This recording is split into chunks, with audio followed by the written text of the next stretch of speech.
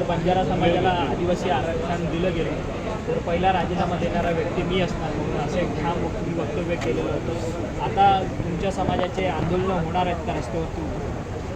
आता बघा, प्रत्येक तालुक्यामध्ये पूर्ण महाराष्ट्रामध्ये प्रत्येक तालुक्यामध्ये आरक्षण बचाव मोर्चा आमच्या प्रत्येक तालुक्यामध्ये आहे. माझ्या तालुक्यामध्ये सुद्धा उभी आहे मोर्चा.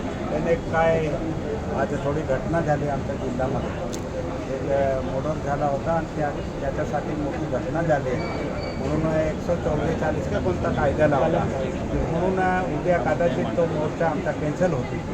पण आम्ही ठरवला का महाराष्ट्रातला शेवटला तालुकापासून तर राज्य लेवलपर्यंत आमचे वेगवेगळे तारखे घेतले आहे आणि त्या पद्धतीने आमचा मोर्चा होती.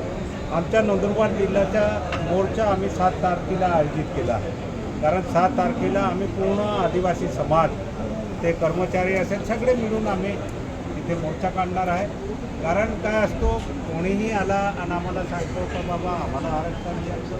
बाबासाहेबांचे आरक्षण आहे, त्याने ज्याला त्याच्या विभाग वाटून दिला.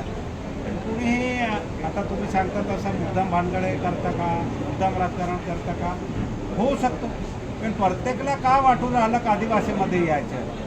त्याच्या आरक्षण आहे. बंजारा समाज असेल, धनगर समाज असेल त्यांना वेगळं आरक्षण 11% आहे सगळं मिळून. आमचं 60%च कसं काय पडतं ते मला समजत नाही. कारण 11% जास्ती का 60% जास्ती? आमचं जेव्हा 47 जमात आहे याच्यात जर पोट जात केली तर आमच्या 180 जाती आहे. मग 180 जात्यामध्ये जर अजून दुसरे आले तर त्यांना काय कमी आरक्षण वाढतो का आमचंच आरक्षण पडतो हे काही समजत नाही. म्हणून आम्ही आमच्या आरक्षण बचाव म्हणून पूर्ण महाराष्ट्रामध्ये आम्ही आंदोलनही करणार आहे.